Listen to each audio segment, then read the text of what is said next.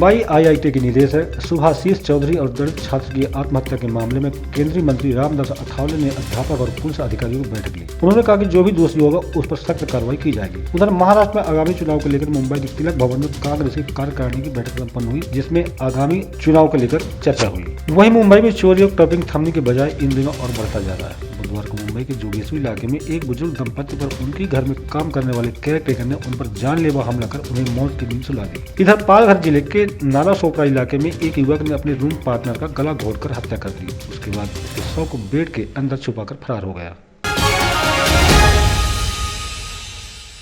दलित छात्र आत्महत्या का मामला तूल पकड़ता जा रहा है। इस संबंध में सामाजिक न्याय मंत्री रामदास अठावले ने अध्यापक और पुलिस अधिकारियों की बैठक ली। मंत्री ने कहा, इस मामले में उप मुख्यमंत्री देवेंद्र फडणवीस से चर्चा कर घटना की जांच कराई जाएगी। जो भी दोषी होगा उस पर सख्त कार्रवाई होगी। पुलिस ने बताया कि बीटेक प्रथम वर्ष का छात्र दर्शन सोलंकी की परीक्षा का पेपर कठिन था और वह तनाव में था। आत्महत्या करने से पहले उसने पिता से बात की थी।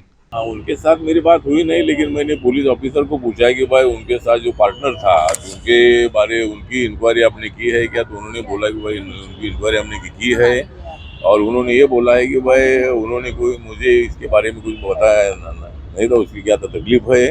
लेकिन पिताजी को खाली उन्होंने बोला था कि एक सब्जेक्ट मुझे थोड़ा सा ठीक नहीं कर गया है, और शायद जिस फैकल्टी में उसको एडमिशन मिला था उसमें वो इतना इंटरेस्टेड नहीं था, ऐसा भी कुछ जानकारी मिली है। जो भी है, लेकिन ऐसा होना ठीक नहीं है। उसकी तकलीफ अगर दूर होती थी तो शायद ये आत्महत्या नहीं होती थी। बीएमसी व विधानसभा चुनाव से पहले महाराष्ट्र में बैठकों का दौर जारी है। बुधवार को मुंबई के तिलक भवन में कांग्रेस की कार्यकारिणी की बैठक हुई, जिसमें अशोक चौहान, बाला साहेब थोरात, नाना पटोले सहित कई पदाधिकारी शामिल हुए। बैठक में नाराज पदाधिकारियों को मनाने की कोशिश की गई। बता दें कि हाल ही में बाला साहेब ने अपने पद से इस्तीफा दिया है, जिसके बाद वो पहली बार मीडिया के सामने आए। उन्होंने कहा, मैं कांग्रेस प्रदेश अध्यक्ष नाना पटोले के साथ काम नहीं करना चाहता, उन्हें पद से हटाया जाए। माननीय पवार साहेब एक गोष्ट लक्षात घेतली पाहिजे आणि त्यांना विचारून झाला असता पुन्हा ते सरकार पडलं या अर्थी ज्या पद्धतीचं घडलं त्यामध्ये माझं तर फक्त मत आहे की माननीय पवार साहेबांना आहे जर ती शंका, परंतु काहीतरी वाद निर्माण करण्याचं काम तर दुसरं काही नाही। विकासाच्या मुद्द्यांकडे लक्ष केंद्रित करण्याऐवजी वेगळे वाद निर्माण करायचे हे तर भारतीय जनता पक्षाचं कामाचं वैशिष्ट्य आहे। आता प्रत्येक मुंबई में चोरी और टैगिंग थमने की बजाय इन दिनों और बढ़ता जा रहा है। बुधवार को मुंबई के जोगेश्वरी इलाके में एक बुजुर्ग दंपति पर उनकी घर में काम करने वाले केयरटेकर ने उन पर जानलेवा हमला कर उन्हें मौत की नींद सुला दी। आरोपी भागता कि इससे पहले ही मेघवाड़ी पुलिस ने उसे दादर रेलवे स्टेशन से गिरफ्तार कर लिया। पुलिस ने बताया कि जोगेश्वरी के स्वामी समर्थ भवन में चिपलूकर परिवार के घर से बर्तन फेंके जाने की आवाज सुनकर पड़ोसी जैसे बुजुर्ग की घंटी बजाई तो केयरटेकर दरवाजा खोलकर भाग खड़ा हुआ। के साथ एक केयरटेकर पप्पू गावली पिछले 2 महीने से रहते थे, काम कर रहे वहाँ पे। कल तकरीबन 7 बजे पप्पू गावली उसका घर में चोरी करने का उद्देश्य से दोनों कपल को चाकू से मारे थे।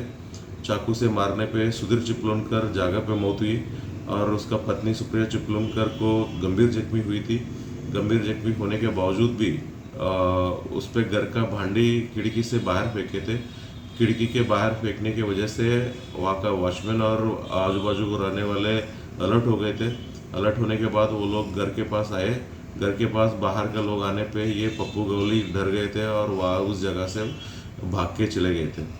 और पप्पू गावली के विरुद्ध कोल्हापुर जिला में एक चोरी का गुना, 3 साल पुरानी चोरी का गुना दाखिल है और आगे का तपास चालू। पालघर जिले के नाला सोपारा इलाके में एक युवक ने अपने रूम पार्टनर का गला घोटकर हत्या कर दी और वह उसके शव को बेड के अंदर छुपाकर फरार हो गया। घटना तुलिंज रोड के सीता सदन बिल्डिंग की है। पुलिस ने बताया कि हार्दिक साय और मेघा तोरबी लव रिलेशनशिप में रहती थी। हार्दिक बेरोजगार था, जबकि मेघा नर्स का काम करती थी। दोनों के बीच अक्सर झगड़ा होता था। इसी के चलते हार्दिक ने उसकी हत्या कर दी और फरार हो गया। मृतक की बहन ने पुलिस को बताया कि हार्दिक हत्या कर ट्रेन से भाग रहा है, जिसके बाद पुलिस ने आरपीएफ की मदद से नागदा से गिरफ्तार कर लिया। ती व्यवसायाने नर्स होती आणि ती एका व्यक्तीबरोबर हार्दिक शहा नावाच्या पुरुषाबरोबर राहत होती। त्यांची हार्दिक शहा काहीच कामधंदा करत नव्हता, हीच त्याचं पालन पोषण करत होती। त्या कारणावरनं त्यांची सारखी भांडणं होत होती आणि त्या भांडणातनं त्याने तिचा खून करून तिचं प्रेत घरामध्येच एका त्यांच्या बेडमध्ये लपून ठेवलं.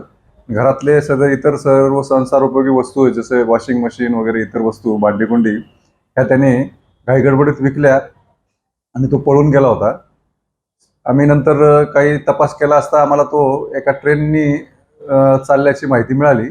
मग आम्ही RPFच्या मदतीनं त्याला राजस्थानमध्ये त्याची ट्रेन जात असताना तिथे त्याला RPFच्या पोलिसांना आम्ही त्याचे फोटो वगैरे डिटेल्स पाठवले होते. तिथं राजस्थान पोलिसांनी त्याला पकडलेलं आहे आणि आपली टीम त्याचा ताबा घेण्यासाठी आता रवाना झालेली आहे.